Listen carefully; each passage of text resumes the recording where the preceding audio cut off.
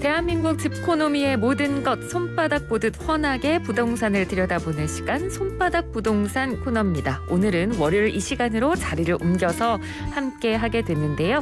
자, 오늘도 도시와 경제 송승현 대표 화상 연결로 만나도록 하겠습니다. 대표님 안녕하세요. 네, 안녕하세요. 네, 제가 앞서 오프닝에서도 간략하게 말씀을 드렸는데 워낙 요즘 이제 금리가 빠르게 오르다 보니까 전세 대출 이자까지도 지금 계속 비싸지고 있고요. 그래서 일부 지역에서는 뭐 전세 대출 이자가 월세보다 비싼 그런 역전 현상까지 나타나고 있다면서요. 네, 맞습니다. 지금 대출 금리가 오르다 보면은 아무래도 금리나 뭐 임대하시는 분들, 그 대출을 활용하시는 분들은 시장 환경에 맞춰서 또 대응을 하게 되잖아요. 근데 네. 지금 시장 환경 자체가 금리가 빠르게 오르다 보니까 말씀하신 대로 특정 지역에서 이제 대출의 이자보다 월세가 싸다라는 인식 음. 때문에 자꾸 이렇게 좀 전환들을 하시는 것으로는 보여져요. 네. 그러니까 예를 들면 세입자가 보도된 내용을 보니까 아파트 전셋집 구하면서 우리 초반에 말씀하신 그 4% 중반대를 보면 뭐 4.57% 금리를 활용하면 2억을 대출을 받는다고 가정을 하면은 연 이자가 914만 원이고 세입자가 매달 내야 되는 게 76만 2천 원 정도가 됩니다. 근데 네. 전월세 전환을 해서 그러니까 이제 아파트 전월세 전환율이 한국부동산원 자료로 보면 한 4.1% 정도가 되거든요. 네. 그러니까 전월세 전환율이라는 게 전세 보증금을 일부 월세로 돌렸을 때 사용하는 비율인데 2억 음. 원의 그 전세 보증금을 월세로 바꾸게 되면 세입자가 대출 이자보다 7만 9천 원, 그러니까 한 8만 원 정도가 적게 되는 거죠. 음. 그러니까 월세로는 68만 3천 원 정도로 월세로 내는 거예요. 네. 그러니까 뭐 임대로 사시는 분들이 그 다양한 사연들이 있겠지만 사실 내 집 마련을 못하고 또 주머니 사정이 넉넉지 못하다 보니까 이런저런 고민들을 많이 하는데 작은 네. 돈으로 느껴질지도 모르겠지만 어떻게 보면 이게 누적이 된다면 상당히 큰 그 금액이거든요. 그렇죠. 그래서 임차인들이 상당 부분 뭐 월세가가 이제 전세 대출보다 싸게 된다면 그쪽으로 전환을 조금씩 하시는 거로 보여지기도 해요. 그리고 네. 지난해 서울에 이런 이유 때문인지 그 월세에 대한 거래량이 6만 7천 건 정도가 됐어요. 그게 2011년도 음. 관련된 통계가 공개된 이후로 최다를 기록을 했었고요. 네. 또 월세 거래량만 늘어난 게 아니라 월세 가격들도 상당 부분 올라갔거든요. 그러니까 그런데도 이 월세가 오른 상태에서도 이자 4.57%라는 그 이자라는 거는 상당하게 좀 부담으로 작용을 하는 것 같습니다. 네. 그리고 최근에 그 정부에서도 임대료를 이전 계약 대비해서 한 5% 정도로 올리게 되면은 실거주 1년을 인정해주는 상생 임대인 인센티브 제도를 도입을 하긴 했는데 네. 1년 단기 혜택이다 보니까 임대인 입장에서도 뭐 여러 가지 고민들을 한다든지 실효성에 대해서 논란들이 있다 보니까 임대인하고 임차인들 들이 뭐 이 전세 대출 금리가 오르면서 참 복잡한 셈수화하고 조금이라도 본인의 삶에 이득이 되는 방향으로 전환을 하는 것 같습니다. 그러나 말씀하시는 것처럼 지금 상황에서는 급격한 금리 인상이 아무래도 부담스럽다 보니까 월세로 조금 전환을 하시는 비중들이 늘어나지 않을까, 뭐 이런 추이가 좀 지속적으로 나타나지 않을까 생각됩니다. 네. 그러니까 뭐 집을 임대해서 사시는 분들 입장에서는 이자야 앞으로 이제 금리는 계속해서 오를 수밖에 없다는 것이 기정사실화돼 있는 상태에서 이자는 금리에 따라 움직이니까 금리가 오르면 이자도 당연히 오를 테고 사실 월세는 뭐 1년이든 2년이든 계약하면 월세는 변동이 없으니까 만약에 이자보다 월세가 싸다고 하면 당연히 월세 쪽으로 이제 수요가 갈 수밖에 없을 것 같은 상황이 될 것 같은데요. 자, 그러면 이렇게 전세 대출 금리가 오르는 이유도 좀 궁금한데 시중은행이 전세 대출 금리 기준으로 삼는 어떤 지표가 있나요? 예, 전세 대출의 금리가 오르는 것은 이제 한국은행에서 기준금리 인상할 때 전세 대출 지표가 되는 금리가 있거든요. 이게 네. 코픽스라고 하는데, 이 코픽스 금리가 눈에 띄게 오르는 그런 추이에 있습니다. 그러니까 음. 코픽스가 은행 대출 기준이 되는 자금 조달 비용 지수가 되거든요. 그러니까 네. 우리나라는 8개 은행에서 시장에서 조달을 하고 있어요. 그러니까 국민은행, 신한은행, 뭐 하나농협 이렇게 큰 은행들이 조달을 하고 있는데 이 코픽스에서 대출자들의 신용도를 반영을 해서 이 일정률에다가 가상금리를 더해서 대출금리로 결정을 하거든요. 네. 근데 지난달에 신규 취급액인 기존 코픽스가 전달보다 0.14% 정도가 상승을 했어요. 그러니까 음. 지난 초가 0.86% 정도가 됐었는데 2배 가까이 오르게 되는 거거든요. 특히나 최근 2달은 0.4%포인트가 뛰었기 때문에 상승에 대한 속도가 굉장히 빨라지고 있는 것으로 보여지고요. 네. 또 일부 시중 은행에서 그 전세대출 금리의 기준을 삼는 은행채라든지 뭐 금융채 단기물 금리도 오름세 있기도 하고요. 음. 그다음에 최근에 금융투자협회에서 채권정보센터 그 내용들도 보니까 네. 지금 금융채 6개월 같은 경우도 기준 연 1.65% 정도가 되니까 1년 전보다도 한 2배 정도가 상승을 한 거죠. 그러니까 기준을 음. 삼는 그 코픽스 자체가 아주 눈에 띄게 오르기 때문에 이런 금리에 대한 부담, 그다음 속도가 굉장히 높아지는 것으로 보여집니다. 네. 그럼 어떨까요? 당분간은 전세대출 금리가 계속 이런 식으로 오를 것으로 지금 시장에서도 전망을 하고 있나요?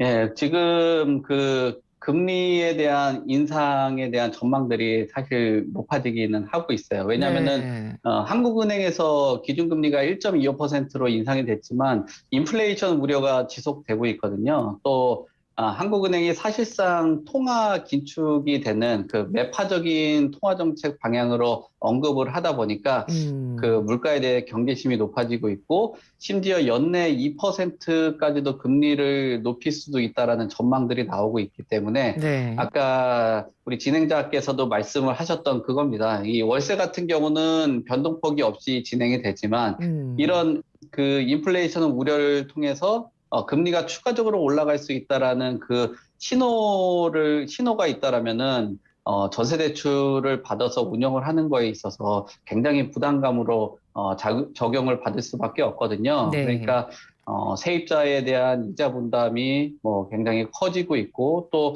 정부에서도 사실 대출 규제가 강화가 계속 되다 보니까 음. 대출에 대한 소위 말하는 그 한파라고 느껴질 정도로 굉장히 좀 뭐 시장에서는 걱정을 할 수밖에 없는 거고요. 또 금융 당국에서도 올해 전세 대출을 포함해서 가계 대출의 총량 관리에 대해서 목표치가 지난해보다도 더 낮게 잡다 보니까 네. 대출을 활용하시는 분들 나중에 향후에 대출을 뭐 못 받지 않을까 이런 고민들 때문에 우리가 처음부터 얘기한 그 월세에 대한 속도의 가속화, 또 월세 거래량이 높아지고 또 월세로 전환했을 때 세입자들에 대해서도 세입자들이 느끼는 뭐 안정감이라고 보기는 어렵겠지만 그래도 뭐 장기적인 음. 그 금리의 변동성에 대해서 좀 벗어날 수 있다라는 인식 때문에 아무래도 월세를 최근 들어서는 더욱더 선호를 하고 있는 것으로 보여집니다. 네. 그러니까 뭐 말씀해 주신 대로 지금 금리도 계속 오르죠. 거기에다가 이제 정부 대출 규제가 강화되면서 대출도 잘 안 되죠. 뭐 상황도 이런 데다가 올해가 또 하나 변수가 있는 게 올해 7월에 이제 7월 말에 임대차 3법 시행 2년 차에 접어들게 되면 이 임차인들이 이미 계약갱신 청구권을 한 번 이미 사용하고 이제 계약 만료로 이제 전세 시장에 좀 쏟아져 나올 수 있는 상황이 올해 또 벌어지게 되잖아요. 이때가 되면 혹시 또 뭐 전세 대란이라든지 전세값이 또 폭등한다든지 이런 일이 생길 수도 있을 것 같아요.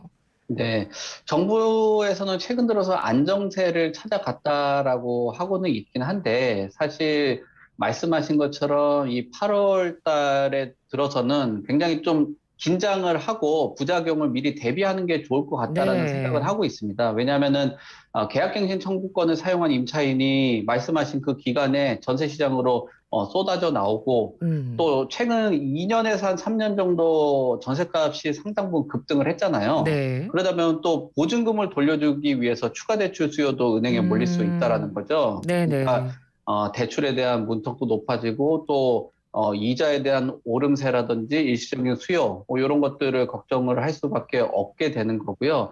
그래서 특히나 아까 총량 규제를 말씀을 하셨는데 그 새해 들어서 총량을 많이 활용을 하다 보면은 또 하반기에 계약갱신 청구가 끝나는 세입자들의 수요 급증은 은행 입장에서도 상당 부분 우려를 할 수밖에 없어요. 음. 그렇게 된다면 총량 관리를 하기 위해서 가상금리를 올린다든지 대출 문턱을 높일 수밖에 없거든요. 네. 그러니까 지금 우리가 이런 부작용에 대해서도 아마 정부에서도 뭐 강도 높은 이 규제가 있긴 하지만 실수요자를 좀 아무래도 보호를 해야 되고 피해를 막기 위해서 정책을 좀 준비를 해야 될 것으로 보여지고요. 네.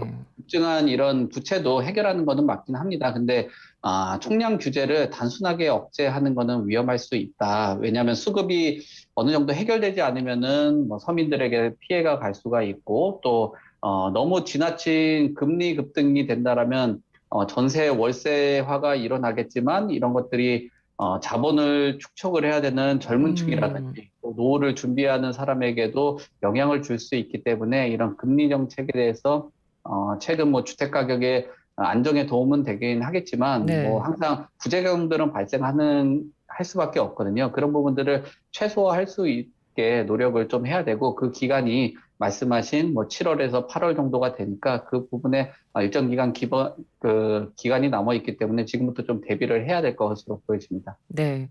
이렇게 전월세 비용이 계속 높아지다 보니까 특히 서울에서는 이 주택 임차 가구 주거 여건이 갈수록 또 열악해지고 있다는 통계가 나왔습니다. 월세 계약이 점점 느는데 주거 면적은 또 좁아지는 그런 통계도 또 있었다고요?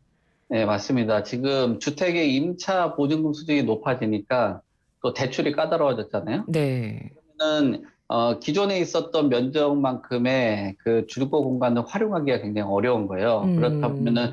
면적을 좀 줄인다든지 그렇죠. 아니면은 지역을 조금 더 저렴한 곳으로 이동을 한다든지 이런 현상들이 나타나고 있는데요. 네. 민간 업체에서도 지금 국토부 실거래가 자료를 분석해 봤는데 임대차 거래 중에서도 뭐 갱신한 계약 중에서 월세가 8천 건, 그다음에 전세가 2만 9천 건 정도 되니까, 그러니까 전세의 한 3분의 1 정도가 월세로 나타났고요. 또 음. 월세 비중은 계속적으로 늘어나고 있는, 갱신 계약에 대해서 월세 비율은 점점 늘어나고 있는 추세, 그러니까 한 2배 정도가 된다라고 보여지면 되고요. 네. 또 갱신 계약 중에서 월세 비율 안에서도 주택 형태를 보면은 단독이나 다가구, 뭐 이 비중이 상당 부분 높아졌습니다. 그러니까 우리가 일반적으로 봤을 때는 아파트보다는 조금 열악한 형태의 주택이라고 인식들이 많잖아요. 네. 이런 거래들이 많이 일어나고 있는 것으로 보여집니다.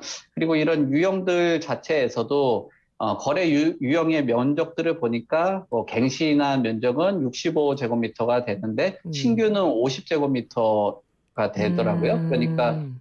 갱신된 것보다 신규 계약에 대해서는 면적이 아무래도 적어지고 있다라고 볼 수가 있겠습니다. 그러니까 네.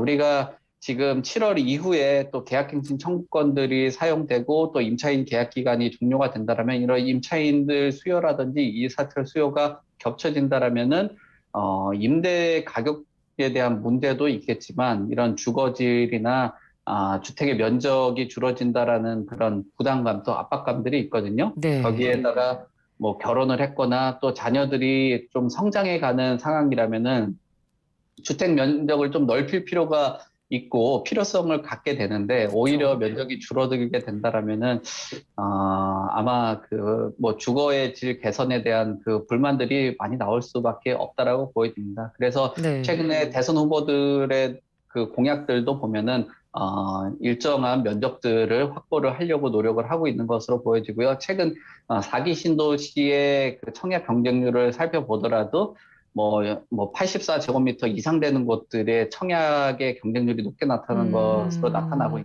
있거든요. 그만큼 주택 면적에 대해서 사회적으로 고민을 해야 되고 하는 상황인데 주택 면적이 이렇게 좁아진다라는 것은 주거의 안정을 기대를 해보려고 하는 수요자들에게는 상당히 고민에 좀 빠질 수밖에 없는 상황이고 또 이렇게 고민을 하다 보면은 임차 비용을 감당을 못해서 서울에 계시는 분들이 뭐 탈서울을 하면서 경기나 네. 인천으로 이동을 하게 돼서 뭐 직장과의 거리라든지 자녀들의 교육 문제에 대해서 과거보다는 좀 주거의 질, 또 그 이동 시간의 증가 이런 것들이 부담감으로 작용하지 않을까 이렇게 생각이 됩니다. 네, 알겠습니다.